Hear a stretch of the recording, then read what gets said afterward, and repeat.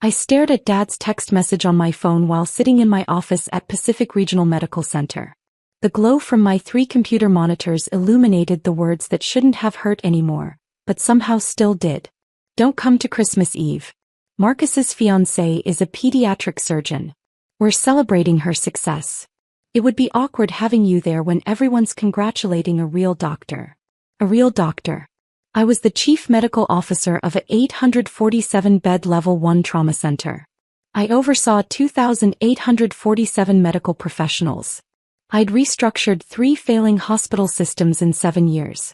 Forbes Healthcare had named me one of their 40 under 40 healthcare innovators 6 months ago. The article sat framed in my assistant's office because I found it embarrassing to display in my own. But to Dad, I wasn't a real doctor. I typed back, understood. My assistant Rebecca knocked on my door. Dr. Thornton? The board wants your final recommendations on the pediatric surgery expansion by January 2nd. Also, we have the last round of interviews scheduled for the 26th. 3 candidates for the head of pediatric surgery position. Send me their files, I said, turning back to my screens where patient outcome data scrolled past. I'll review them tonight. What Dad didn't know, what none of them knew, was that I hadn't just become a doctor. I'd become the person who decided which doctors got hired at one of the most prestigious medical centers on the West Coast. Growing up, I was always in Marcus's shadow. He was the golden child, charismatic, athletic, president of everything. I was quiet, bookish, spending Friday nights in the library instead of at football games. Dad was a successful pharmaceutical sales rep who valued personality and presence. Marcus had both. I had neither. Emma's fine, Mom would tell relatives at gatherings. She studies a lot. Gets good grades. Marcus got recruited by 3 Division I schools. Dad would interrupt, clapping my brother on the shoulder. Full ride scholarships. That's real success. When I got into Johns Hopkins pre-med, Dad barely looked up from his tablet. That's nice, honey. Marcus, tell them about the state championship. Medical school was brutal. I worked emergency room shifts to supplement my loans while Marcus's college expenses were fully covered by Mom and Dad. Athletic scholarships don't cover everything, Dad explained when I asked why they couldn't help me too. Marcus needs to focus on football, not working. I graduated medical school with $340,000 in debt. Marcus graduated with a marketing degree, 0 debt, and a job at Dad's friend's company making $62,000 a year. So proud of both our kids. Dad posted on Facebook with 7 photos of Marcus at graduation and one of me that was blurry. My residency in hospital administration and healthcare management wasn't real medicine, according to Dad. You're not even treating patients anymore, he said when I explained my career path. What's the point of medical school if you're just going to push papers? I'm optimizing systems that help thousands of patients, I tried to explain. Marcus is dating a lawyer now, Mom interjected. Very successful firm downtown. That relationship lasted 4 months. Then there was the teacher, 6 months. Then the architect, 3 months.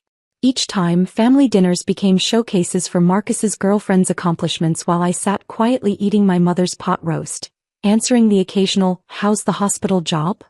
with "fine" before the conversation swiveled back to Marcus. When I became director of clinical operations at Seattle Memorial at 29, Dad asked if that meant I was finally treating patients again.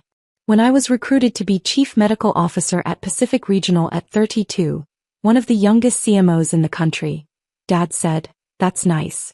Marcus just got promoted to senior account manager." I stopped trying to share my accomplishments. They'd never be enough. I stopped going to every family dinner. They barely noticed. I bought a house in the hills overlooking the city, a beautiful 4-bedroom craftsman with a view of the water. I never invited them over. They never asked to see it. I dated occasionally, but my work consumed most of my time. Restructuring failing hospital systems, negotiating with insurance companies, implementing new patient care protocols. It was challenging, meaningful work that saved lives even if I wasn't the one holding the scalpel. But to my family I was Emma the administrator. Emma the paper pusher. Emma who wasn't a real doctor. What my family didn't see was the empire I was building. Pacific Regional Medical Center had been failing when I arrived 3 years ago. Patient satisfaction scores were abysmal. Mortality rates were climbing. The hospital was hemorrhaging money, $47 million in losses annually. The previous CMO had been fired, and the board of directors was considering selling to a corporate healthcare conglomerate. Dr. Thornton, the board chair, had said during my interview, "We need someone who can save this hospital. Do you think you can do that?" I presented a 47-slide deck outlining exactly how I'd do it. They hired me the next day. Within 6 months, I'd restructured every clinical department. I fired 12 underperforming physicians, something the previous CMO had been too scared to do. I recruited specialists from across the country. I implemented evidence-based protocols that cut hospital-acquired infection rates by 64%. I negotiated new contracts with insurance providers that increased our reimbursement rates. Within 18 months, we were profitable again. Within 2 years, we were the highest-rated hospital in the region. The board gave me a $340,000 bonus. I paid off my medical school debt in full. They gave me stock options worth $1.2 million. I diversified into a portfolio that my financial advisor called impressively aggressive. They increased my salary to $485,000 annually, plus performance bonuses. Last year, my total compensation was $627,000. But more than the money, I had power. Real power. I decided which doctors got hired, which programs received funding, which departments expanded and which got consolidated. Insurance companies wanted meetings with me. Pharmaceutical reps courted me. Other hospitals tried to recruit me with offers I politely declined. I sat on medical boards. I spoke at healthcare conferences. I consulted for hospital systems across the country for fees that started at $15,000 per day. My professional reputation was impeccable. In the medical community, people knew exactly who Dr. Emma Thornton was. But at family dinners, I was still just Emma the administrator. Marcus brought Alexandria home for Thanksgiving. "She's a pediatric surgeon," Mom gushed on the phone beforehand. "Board certified. Works at Children's Medical Center downtown. Your father is just thrilled." I showed up with wine and homemade apple pie. Alexandria was already holding court in the living room, designer dress, perfect hair, telling animated stories about her surgical cases while Mom and Dad hung on every word. "Emma," Mom said when I arrived. "This is Alexandria Burke, Marcus's girlfriend. She's a pediatric surgeon." "Nice to meet you," I said, extending my hand. Alexandria's handshake was limp. Her eyes barely registered me before returning to Dad. "As I was saying, the laparoscopic approach for pediatric appendectomies has really revolutionized our field." "Emma works at a hospital too," Mom offered weakly. "In administration." "Oh." Alexandria's smile was polite and dismissive.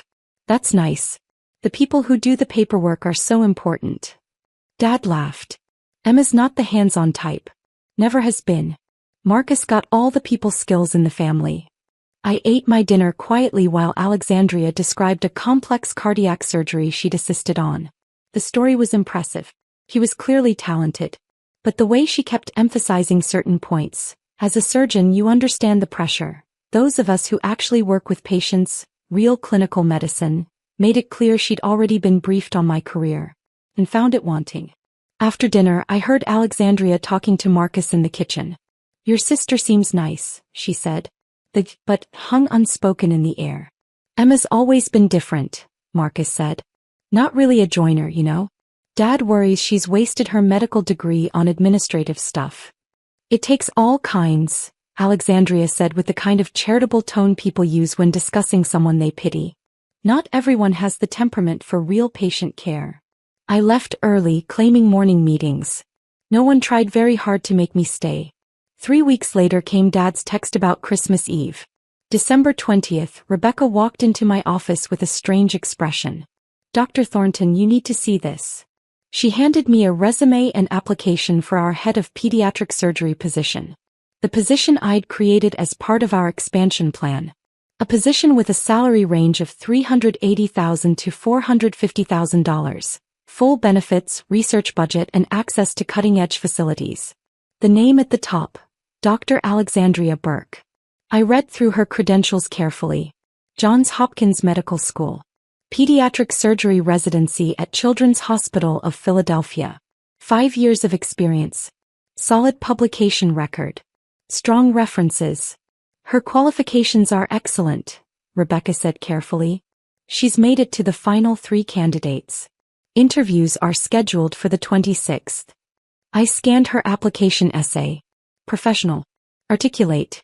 She talked about her passion for pediatric care, her interest in academic medicine, her desire to build a world-class pediatric surgery program. She had no idea who the chief medical officer was. Our hospital's leadership wasn't plastered on the website. By design, I kept a low profile in local media. I did my job, got results, and avoided the spotlight. Most of the public-facing work was done by our CEO and our PR team. Alexandria Burke had applied to my hospital, made it through 3 rounds of interviews with my hiring committee, and was about to sit across from me for her final interview. The final interview where I made the ultimate hiring decision. Schedule her for 10 a.m. on the 26th, I said calmly. After the other 2 candidates. I'll want maximum time with each finalist. Rebecca's eyes flickered with understanding. She'd worked for me for 2 years. She knew exactly what Christmas Eve would be like for me. Will do, Dr. Thornton. I spent Christmas Eve alone in my house.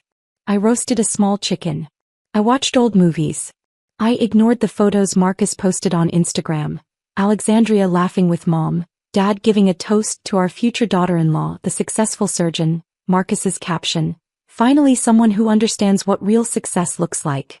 #family first, #proud son. I texted Marcus Merry Christmas at 9 p.m. He responded at 11:47 p.m. Thanks, Em. Alex loved meeting everyone. December 26th arrived cold and clear. I dressed in my standard work attire, tailored navy suit, cream blouse, minimal jewelry. My white coat hung on the back of my office door, my name embroidered in navy thread. Emma Thornton, MD, Chief Medical Officer. The first 2 interviews went smoothly. Both candidates were excellent. Dr. Raymond Chen from Stanford had an impressive research background. Dr. Patricia Okonkwo from Mayo Clinic had outstanding surgical outcomes data. Rebecca buzzed my office at 2:47 p.m. Dr. Burke is here for her 3 p.m. interview. Give me 5 minutes, then bring her to my office. I pulled up Alexandria's file on my computer one more time. Everything was in order. Her references had been checked. Her credentials verified. Her surgical logs reviewed.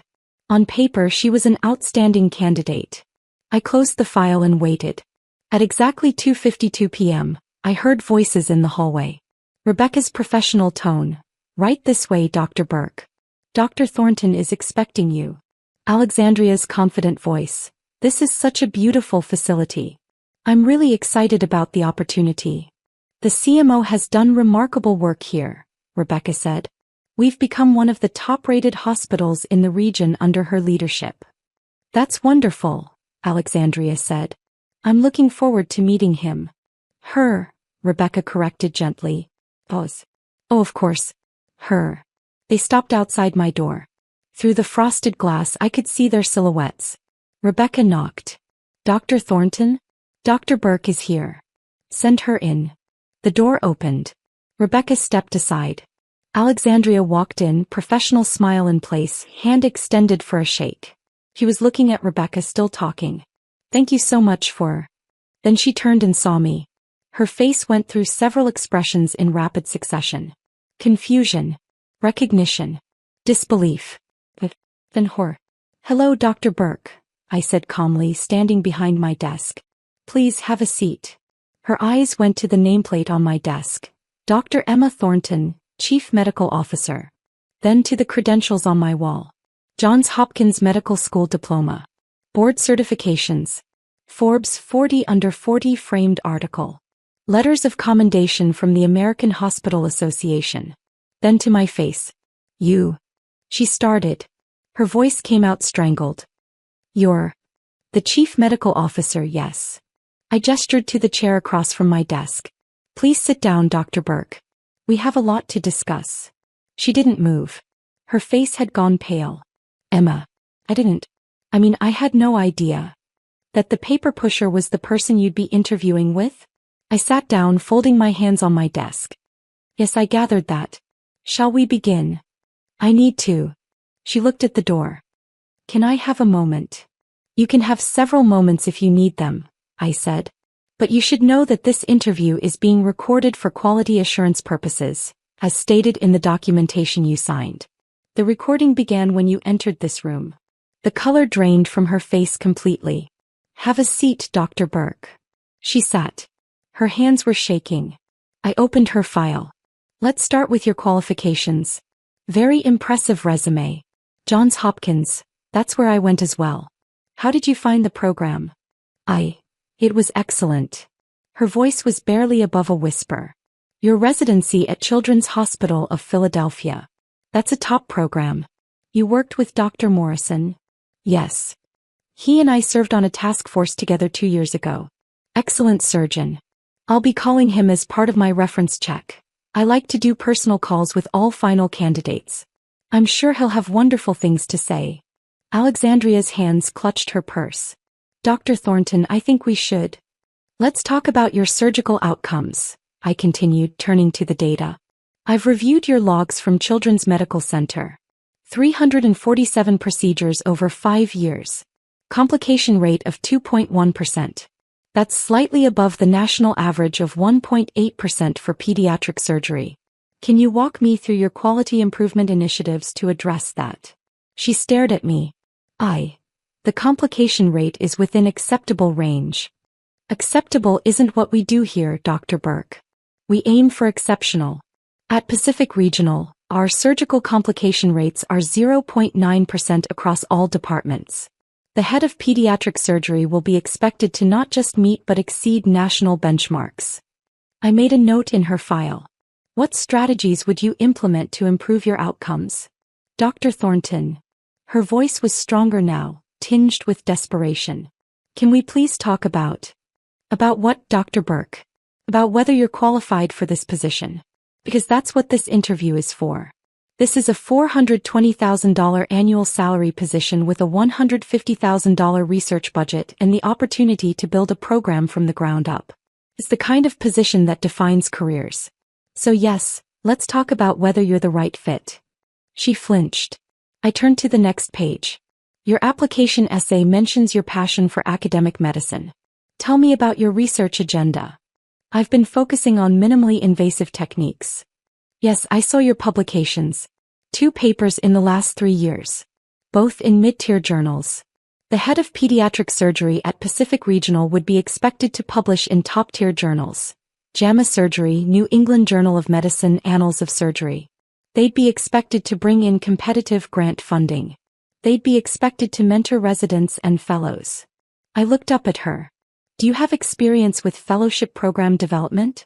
Limited experience, but limited. I made another note. This position requires someone who can hit the ground running.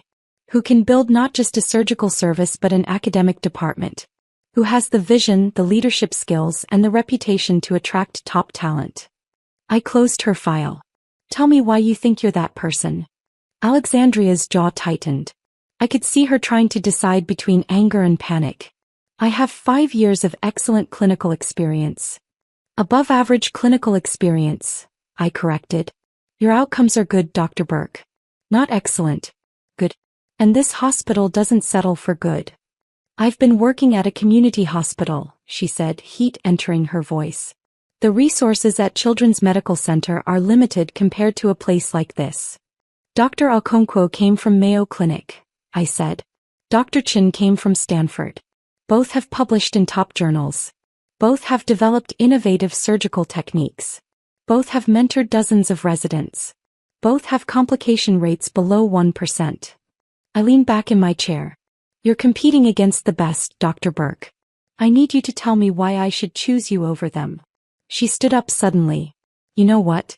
I don't think this is a fair interview. You clearly have some kind of personal. Sit down, Dr. Burke. My voice wasn't loud.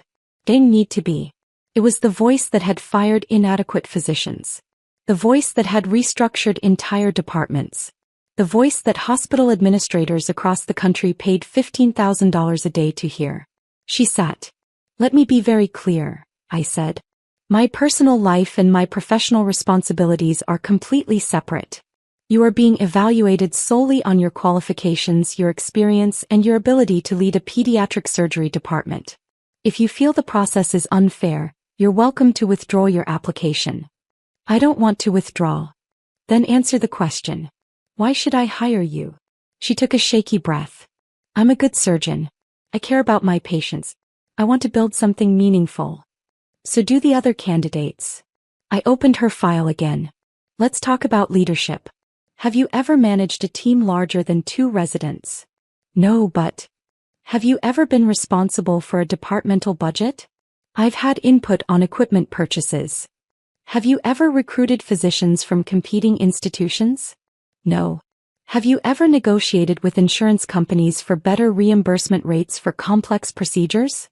That's not typically a surgeon's responsibility. It is here. The head of pediatric surgery will have full P&L responsibility for their department. They'll be expected to run it like a business while maintaining the highest clinical standards. I looked at her directly. Dr. Burke, you're an adequate surgeon applying for a leadership position that requires excellence. Your clinical skills are satisfactory, but your leadership experience is minimal. Your research portfolio is thin. Your outcomes are merely acceptable. And you've demonstrated no evidence that you understand what it takes to build and run a department at an elite medical center. Her face flushed red. This is because of Marcus. This has nothing to do with Marcus, I said coldly. This is about whether you're qualified for this position. And based on this interview, I'm not convinced you are. You're punishing me because of your family. I'm evaluating you based on the same criteria I use for every candidate. I stood up. Dr. Burke, I think we're done here. Wait. She stood too, panic clear on her face now. Please. I need this job. The opportunity at Pacific Regional. It's incredible. I know I came across badly at Thanksgiving. This isn't about Thanksgiving. But I'm a good doctor. I really am. I care about my patients. I work hard. I just need a chance to prove myself at a hospital like this. A hospital like this requires doctors who are already proven, I said. We don't have time to give people chances to catch up. You can't reject me because of a family dinner. I can reject you because your qualifications don't meet our standards. I walked to the door, opened it. Rebecca was waiting in the hallway. Rebecca, please escort Dr. Burke out. Our interview is concluded. Dr. Thornton. Thank you for your time, Dr. Burke. We'll be making our final hiring decision by January 2nd. You'll receive notification via email either way. She didn't move. Her eyes were filled with tears now. Please don't do this. Rebecca. My assistant stepped forward. Dr. Burke, this way please. Alexandria looked at me one last time. Marcus is going to hear about this. I'm sure he will, I said calmly. Goodbye, Dr. Burke. She walked out, Rebecca guiding her toward the elevators. I heard her voice in the hallway rising in pitch. This is discrimination. She can't do this because of personal. I closed my door. My hands were perfectly steady as I returned to my desk and opened my email. I typed quickly. To Board of Directors Hiring Committee Subject. Head of Pediatric Surgery Final Recommendation Date. December 26, 3:47 p.m. After completing final interviews with all 3 candidates, I recommend we extend an offer to Dr. Patricia Okonkwo. Her qualifications, leadership experience and research portfolio make her the strongest candidate. Dr. Chin is an excellent second choice if Dr. Okonkwo declines. Dr. Burke does not meet our standards for this position. I do not recommend extending an offer. Detailed interview notes and evaluation matrices are attached. I will be available to discuss this recommendation at tomorrow's board meeting. Regards, Emma Thornton, MD Chief Medical Officer. I hit send. My phone rang at 5:47 p.m. Marcus. I let it go to voicemail. He called again at 6:02 p.m. Again at 6:15 p.m. At 6:23 p.m., the voicemail notification appeared. I put it on speaker. Emma, what the hell did you do? Alexandria came home crying. She said you sabotaged her interview because of some family grudge.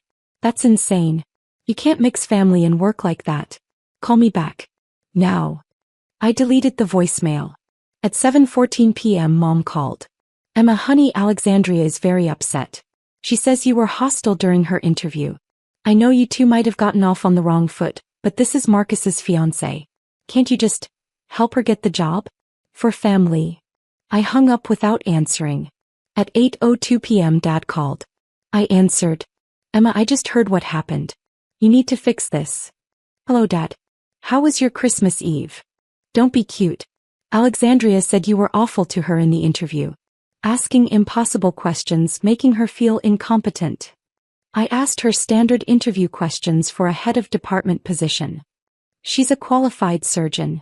She's an adequately skilled surgeon with minimal leadership experience, below average outcomes and a thin research portfolio.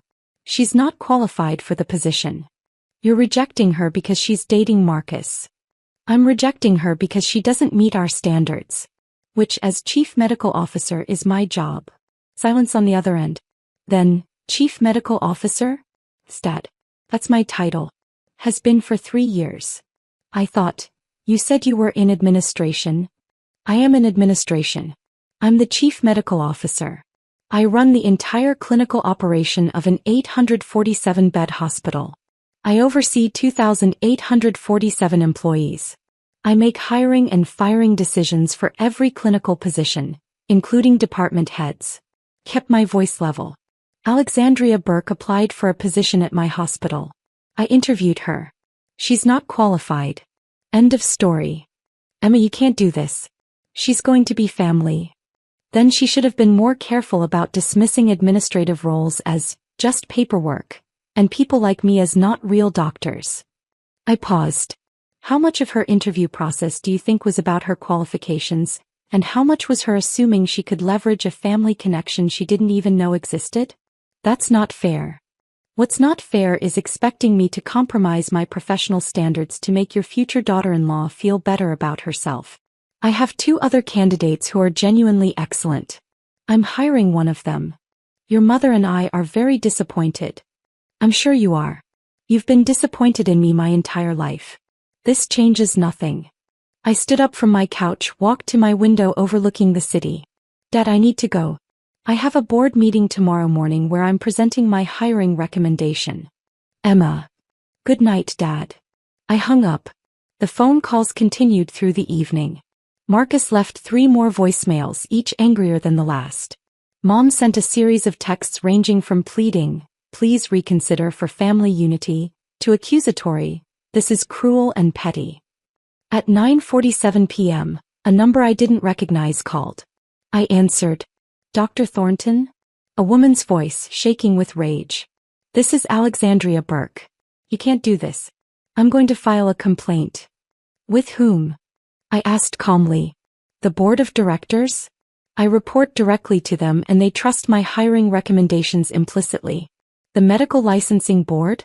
I conducted a professional interview and made a hiring decision based on qualifications. Human resources? The entire interview was recorded and my questions were identical to those asked of all candidates. I paused. Dr. Burke, if you file a complaint, it will be reviewed.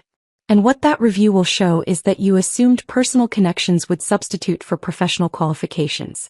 That's not a narrative that will help your career. You're doing this because you're jealous. I'm doing this because you're not qualified. If you were exceptional, I would have hired you regardless of any personal history. But you're not exceptional. You're average. And I don't hire average. He was crying now. I'm a good surgeon. Then you'll find a position that matches your skill level. Just not here. I kept my voice neutral, professional. I suggest you focus on improving your outcomes, building your research portfolio and gaining leadership experience. In 5 years, if you've accomplished those things, you're welcome to reapply. 5 years. Good luck, Dr. Burke. I hung up. December 27th, 9 a.m. The Board of Directors conference room on the executive floor. 12 board members, our CEO, our CFO and me. Dr. Thornton, the board chair said, walk us through your recommendation for head of pediatric surgery. I opened my presentation. 3 slides for each candidate. Credentials, interview performance, evaluation matrix. Dr. Chin is excellent.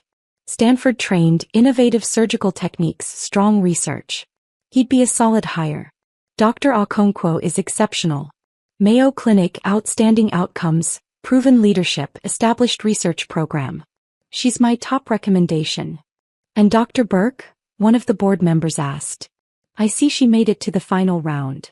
Dr. Burke has adequate clinical skills but lacks the leadership experience and research profile we need. Her surgical complication rate is 2.1%, above our target. She's published 2 papers in mid-tier journals in 5 years. She has no experience managing budgets or teams larger than 2 residents. She doesn't meet our standards. Noted, the board chair said. I move that we extend an offer to Dr. Okonkwo at $420,000 annually plus the standard benefits package and research budget. All in favor? Unanimous approval. Dr. Thornton, reach out to Dr. Okonkwo today. Let's get this done. Meeting adjourned at 9:47 a.m. I called Dr. Okonkwo from my office at 10:15 a.m. Dr. Okonkwo, this is Dr. Emma Thornton from Pacific Regional Medical Center. I'm pleased to offer you the position of head of pediatric surgery. She accepted on the spot. The next family dinner was scheduled for New Year's Eve. I wasn't planning to go, but Mom called and said, please come. We need to talk as a family. I arrived at 6 p.m. The tension was immediate. Marcus was furious. You sabotaged Alex's career. I made a hiring decision based on qualifications. You humiliated her. I interviewed her the same way I interview every candidate. Dad stepped in. Emma, you could have helped her. Help her by hiring someone underqualified. That's not how I do my job. She's going to be family. Marcus shouted. Then she should have thought about that before dismissing what I do as paperwork, and implying I wasn't a real doctor. Mom wrung her hands. Can't we all just get along?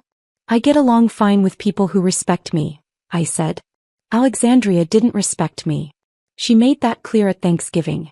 Now she's learned that the person she dismissed actually had power over her career trajectory. That's not my problem. That's hers. You're being vindictive. Marcus yelled. I turned to him. Let me ask you something, Marcus. Did Alexandria tell you about her surgical complication rate? About her limited research? About her lack of leadership experience? Or did she just tell you that I was mean to her? He faltered. She said you asked impossible questions. I asked about her quality improvement initiatives, her research agenda, and her leadership philosophy. The same questions I ask every department head candidate. She couldn't answer them adequately because she hasn't thought about them. She's been skating by on adequate performance at a community hospital, and she thought a prestigious position would just fall into her lap because she has good credentials. I looked around the room. I built that hospital's reputation. I'm not going to damage it by hiring someone underqualified just because she's dating my brother. She's devastated, Mom said quietly. Then she'll learn from this and do better next time.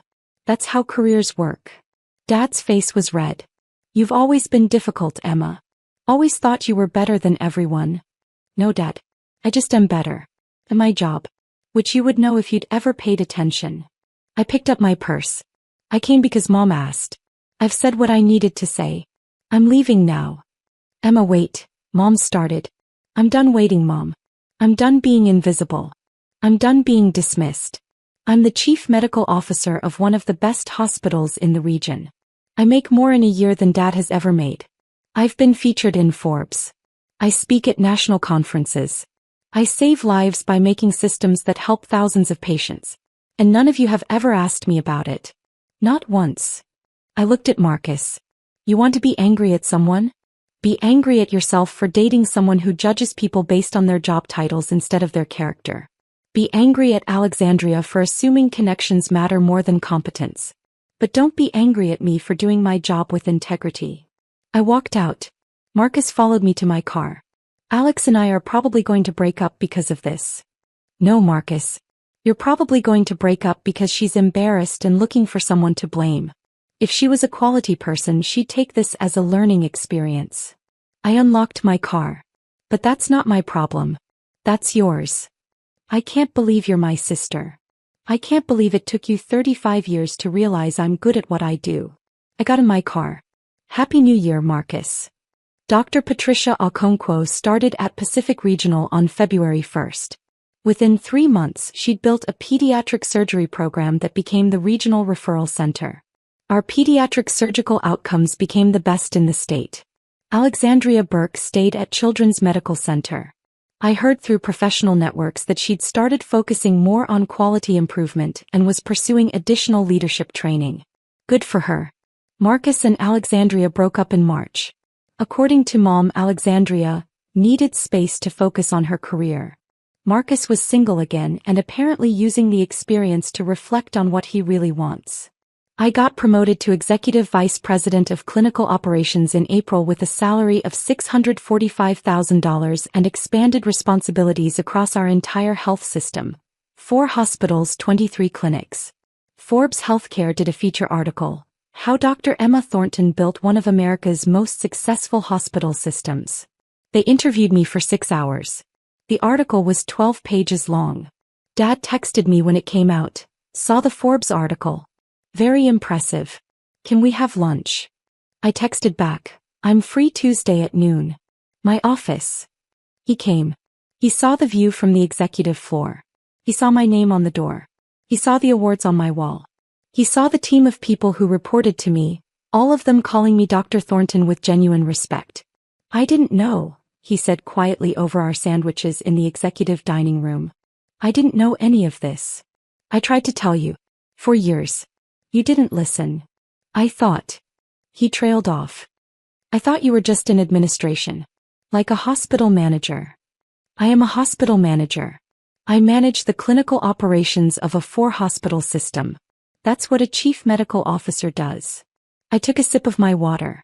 You thought administration meant filing paperwork because you didn't understand what the job actually entailed. You valued Marcus's marketing job over my role restructuring failing hospital systems because one sounded more prestigious to you than the other. I was wrong. Yes, you were. We ate in silence for a few minutes. Can we start over? Dad asked. No, I said. We can start from here. From the truth. I'm not the invisible daughter anymore. I'm not the not real doctor anymore. I'm Dr. Emma Thornton and I've built something remarkable. If you want to be part of my life, you need to respect that. You need to see me. I see you now. Good, I said. That's a start. Mom slowly started asking me real questions about my work. Not just, how's the hospital job? But, tell me about the restructuring project you mentioned, and what does a chief medical officer actually do? Marcus took longer. But eventually he called. I'm sorry, he said. For never asking. For never caring. For assuming your job was less important than mine. Thank you, I said. Can I take you to dinner? Let you actually tell me about your work. I'd like that. We met the following week. I talked for 3 hours about hospital systems, patient outcomes, leadership challenges, the satisfaction of saving a failing institution. He listened. I had no idea, he said. I had no idea you were doing any of this. I know. I was a terrible brother. You were an oblivious brother. But you're here now. That counts for something. The family dynamics didn't magically heal. These things never do. But they shifted. Slowly. Incrementally. I set boundaries. I showed up when I wanted to, not when I was expected to. I talked about my work when asked and I left when the conversation turned dismissive. I built the life I wanted. The career I'd earned. The respect I deserved. And when people asked me what I did for a living, I didn't minimize anymore. I'm the Chief Medical Officer and Executive Vice President of Clinical Operations for Pacific Regional Health System. I oversee clinical operations for 4 hospitals and 23 clinics. I build systems that save lives. Most people were impressed. My family finally was too. But the most important person who was impressed? Me. I looked in the mirror and saw Dr. Emma Thornton. Not the invisible daughter. Not the paper pusher. Not the not real doctor. The real doctor who built an empire while everyone was too busy dismissing her to notice. And that was enough.